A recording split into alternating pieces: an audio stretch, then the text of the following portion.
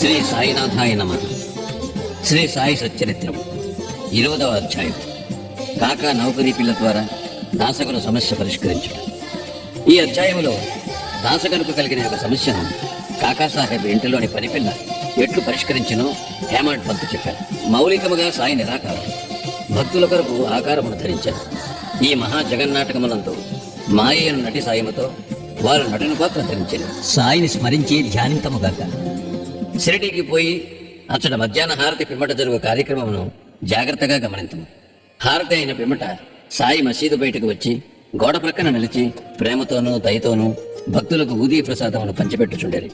భక్తులు కూడా సమానమైన ఉత్సాహముతో వారి సమక్షమును నిలిచి వారి పాదములకు నమస్కరించి వారి వైపు చూచుచూ ఊదీ ప్రసాదము జల్లు అనుభవించుచుండేది. బాబా భక్తుల చేతులలో పిడికిళ్లతో ఊదీ పోయిచు వారి నుదుటిపై తమ చేతులతో ఊదీ బొట్టు పెట్టుచుండేది. వారి హృదయమున భక్తుల ఎడ అమితమైన ప్రేమ. బాబా భక్తులను ఈ క్రింది విధముగా పలుకరించుచుండేది. అన్నా, మధ్యాహ్న భోజనమునకు పొమ్ము. బాబా, నీ బసకు పో. బాబు, భోజనము చేయుము. ఈ విధముగా ప్రతి భక్తుని పలకరించి ఇంటికి సాగనంపుచుండేది. ఇప్పటికీ అది ఎంతయూ ఊహించుకున్నచో ఆ దృశ్యములను తిరిగి చూచినంత ఆనందము కలుగును. మనోబలకమున సాయని నిలిపి వారిని ఆపాదమస్తకము ధ్యానింతుము. వారి పాదములపై పడి సగౌరవముగా ప్రేమతో వినయముగా సాష్టాంగ నమస్కారం అనర్చుచు ఈ అధ్యాయములోని కథను చెప్పేదను. ఈశా వాస్యోపనిషత్తు. ఒకప్పుడు దాసగను ఈశా వాస్యోపనిషత్తుపై మరాఠీ భాషలో వ్యాఖ్య రాయటకు మొదలెడెను. మొట్టమొదట ఈ ఉపనిషత్తు గురించి క్లుప్తముగా చెప్పేదము.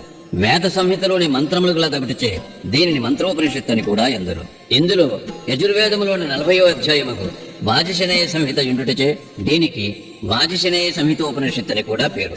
వైదిక సంహితలు ఉండుటచే దీనిని ఇతర ఉపనిషత్తుల కన్నా శ్రేష్టమని భావించెదరు. దీనికి ఒక ఉదాహరణ, ఉపనిషత్తులన్నిటిలో పెద్దదియగు బృహదారణ్యకోపనిషత్తు ఈ ఈశావాస్యోపనిషత్తుపై వ్యాఖ్య అని పండితులకు సాత్వలేకర్ గారు భావించుతున్నారు. ప్రొఫెసర్ రానడే గారు ఇట్లనుచున్నారు. ఈశావాస్యోపనిషత్తు మిక్కిలి చిన్నదైనప్పటికీ దానిలో అంతర్దృష్టిని కలిగించు అనేక అంశములున్నవి. 18 శ్లోకములలో ఆత్మగూర్చి విలువైన అపురూపముగు వర్ణన, అనేక ఆకర్షణలకు దుఃఖములకు తట్టుకుని స్థైర్యము గల ఆదర్శ యోగేశ్వరుని వర్ణన ఇందు ఉన్నవే. తరువాతి కాలమును సూత్రీకరింపబడిన కర్మయోగ సిద్ధాంతముల ప్రతిబింబమే ఈ ఉపనిషత్తు. తుదకు జ్ఞానమునకు కర్మలకు సమన్వయముగానున్న సంగతులు చెప్పబడినవి. జ్ఞాన మార్గమును కర్మయోగమును సమన్వయము చేసి చెప్పుట ఈ ఉపనిషత్తులోని సారాంశము. ఇంకొక చోట వారిట్లనిది. ఈశా వాస్యోపనిషత్తులోని కవిత్వము, నీతి, నిగూఢ తత్వము, వేదాంతముల మిశ్రమము. పై వర్ణనను బట్టి ఈ ఉపనిషత్తు మరాఠీ భాషలోనికి అనువాదము చేయుట ఎంత కష్టమో ఊహించవచ్చును. దాసగను దీనిని మరాఠీ ఓబీ ఛందములో వ్రాసెను. దానిలోని సారాంశమును గ్రహించలేకుండాటచే తాను రాసిన దానితో అతడు తృప్తి చెందలేదు. అతడు కొందరు పండితులను అడిగాను, వారితో చర్చించాను. కానీ వారు సరైన సమాధానం ఇయ్యకుండేది. కావున దాసగను కొంతవరకు వికలమనస్కుడయ్యను. సద్గురువే బోధించుటకు యోగ్యత సమర్థత గలవారు. ఈ ఉపనిషత్తు వేదముల యొక్క సారాంశం. ఇది ఆత్మ సాక్షాత్కారమునకు సంబంధించిన శాస్త్రము. ఇది జనన మరణములనే బంధములను తెగగొట్టు ఆయుధము లేదా కత్తి. ఇది మనకు మోక్షమును ప్రసాదించును. కనుక ఎవరైతే ఆత్మ సాక్షాత్కారము పొంది ఉన్నారో అట్టివారి ఈ ఉపనిషత్తులోని అసలు సంగతులు చెప్పగలరని అతడు భావించను. ఎవరినో దీనికి తగిన సమాధానము ఇవ్వనప్పుడు దాసగను సాయిబాబా సలహా పొంద నిశ్చయించుకొనెను. అవకాశం దొరకగానే షిరిడీకి పోయి సాయిబాబాను దర్శించి వారి పాదములకు నమస్కరించి ఈశావాస్యోపనిషత్తును అర్థము చేసుకున్నట్టులో తన కష్టములు చెప్పి సరైన అర్థమును బోధింపమని వేడుకొనెను. సాయిబాబా ఆశీర్వదించి ఇట్లనెను, తొందరపడవద్దు. ఆ విషయములో ఎట్టి కష్టమూ లేదు. తిరుగు ప్రయాణములో విలేపార్లేలోని కాకాసాహెబ్ దీక్షితుని పనిపిల్ల నీ సందేహమును తీర్చును. అప్పుడు అక్కడ ఉన్నవారి మాటలు విని బాబా తమాషా చేయుచున్నారనుకోలేదు. భాషాజ్ఞానము లేని పనిపిల్ల ఈ విషయం ఎట్లు చెప్పగలదన్నది. కాని దాసగను అట్లనుకొనలేదు. బాబా పలుకులు బ్రహ్మవాక్కులు అనుకునేను. కాకా యొక్క పనిపిల్ల బాబా మాటలందు పూర్తి విశ్వాసముంచి దాసగను షిరిడీ విడిచి విలేపార్లే చేరి కాకాసాహెబ్ దీక్షితింట్లో బస చేశాను. ఆ మరుసటి దిన ఉదయం దాసగను నిద్ర నుంచి లేవగానే ఒక పేదపిల్ల చక్కని పాటను మిక్కిలి మనోహరముగా పాడుచున్నాడు. ఆ పాటలోని విషయము ఎర్రచీర వర్ణనము. అది చాలా బాగుండిననియు, దాని కుట్టుపని చక్కగా నుండిననియు, దాని అంచుల చివరలు చాలా సుందరముగా నుండిననియు ఆమె పాడుచుండాను. ఆ పాట నచ్చుటచే దాసగును బయటికి వచ్చి వినెను. అది కాకా పని మనిషి నామ్యా చెల్లెలు పాడుచుండాను. ఆమె చిన్న పిల్ల. ఆమె చింకుగుడ్డ కట్టుకుని పాత్రలు తోముచుండెను. ఆమె పేదరికము, ఆమె సంతోష భావమును గాంచి దాసుగను ఆమెపై జాలిపడెను. ఆ మరుసటి దినము రావు బహదూర్ ఎంవి ప్రధాన్ తనకు దోవదల చాపులు ఇవ్వగా ఆ పేద పిల్లకు చిన్న చీరమని చెప్పాను. రావు బహదూర్ ఒక మంచి చిన్న చీరను కొని ఆమెకు బహూకరించాను. ఆకలితో నకనకలాడుతున్న వారికి విందు భోజనము దొరికినట్లు ఆమె అమితానంద పరవశురాలయ్యాను. ఆ మరుసటి దినము ఆమె ఆ కొత్త చీరను ధరించాను. అమితోత్సాహముతో తక్కిన పిల్లలతో కలిసి గిర్రును తిరుగుచూ నాట్యము చేశాను. అందరికంటే తానే బాగుగా ఆడి పాడాను. మరుసటి దినము చీరను పెట్టిలో దాచుకుని మామూలు చింకిబట్ట కట్టుకుని పనిచేయటకు వచ్చాను. కాని ఆమె ఆనందమునకు లోటు లేకుండాను. ఇదంతయూ చూచి దాశగన జాలిభావము మెచ్చుకోలుగా మారెను. పిల్ల నిరుపేద కాబట్టి చింకి గుడ్డలు కట్టుకునను. ఇప్పుడు ఆమెకు కొత్త చీర కలదు, కాని దానిని పెట్టిలో దాచుకునను. అయినప్పటికీ విచారమున్నది గాని నిరాశయున్నది గాని లేక ఆడుచూ పాడుచుండెను. కాబట్టి కష్టసుఖములను భావములు మన మనోవైఖరిపై ఆధారపడి ఉండునని అతడు గ్రహించాను. ఈ విషయమును గూర్చి దీర్ఘాలోచన చేశాను. భగవంతుడిచ్చిన దానితో మనము సంతసింపవలను. భగవంతుడు మనలను అన్ని దిశల నుండి కాపాడి మనకు కావలసినది ఇచ్చుచుండును. కాన భగవంతుడు ప్రసాదించినదంతయు మన మేలు కొరకే అని గ్రహించాను. ఈ ప్రత్యేక విషయములో ఆ పిల్ల యొక్క పేదరికము, ఆమె చిరిగిన చీర, కొత్త చీర, దానినిచ్చిన దాత, దానిని పుచ్చుకొనిన గ్రహీత, దాన భావము, ఇవి అన్నీ భగవంతుని అంశములే.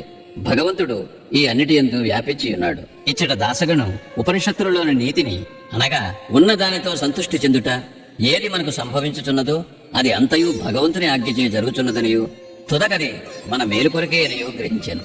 విశిష్టమైన బోధన విధానము. పై కథను బట్టి బాబా మార్గము మిక్కిలి విశిష్టమైనదనియు అపూర్వమైనదనియు పాఠకులు గ్రహించే ఇందురు.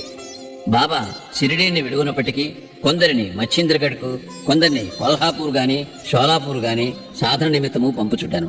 కొందరికి సాధారణ రూపములోను, కొందరికి స్వప్నావస్థలోను, అది రాత్రి గాని పగలు గాని కాన్పించి కోరికలను నెరవేర్చుచుండాను.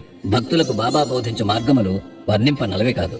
ఈ ప్రస్తుత విషయములో దాసగణను విలేపార్లే పంపి పనిపిల్ల ద్వారా అతని సమస్యను పరిష్కరించాను. కాని విలేపార్లే పంపకుండా షిరిడీలోనే బాబా బోధించరాదా అని కొందరు అనవచ్చును. కాని బాబా అవలంబించినదే సరైన మార్గము. కానిచో పేద నౌకరీ పిల్ల, ఆమె చీర కూడా భగవంతుని సంకల్ప రూపములే అని దాసగను ఎట్లు నేర్చుకుని ఉండును. ఈశావాస్యోపనిషత్తులోని నీతి. ఈశావాస్యోపనిషత్తులో ఉన్న ముఖ్య విషయము అది బోధించు నీతి మార్గమే. ఈ ఉపనిషత్తులోనున్న నీతి దానిలో చెప్పబడిన ఆధ్యాత్మిక విషయములపై ఆధారపడి ఉన్నది. ఉపనిషత్తు ప్రారంభ వాక్యములే భగవంతుడు సర్వాంతర్యామి అని చెప్పుచున్నవి. దీనిని బట్టి మనం గ్రహించవలసినదేమనా, మానవుడు భగవంతుడిచ్చిన దానితో సంతృష్టి చెందవలను. ఎలయన భగవంతుడు అన్నిటి యందు గలడు.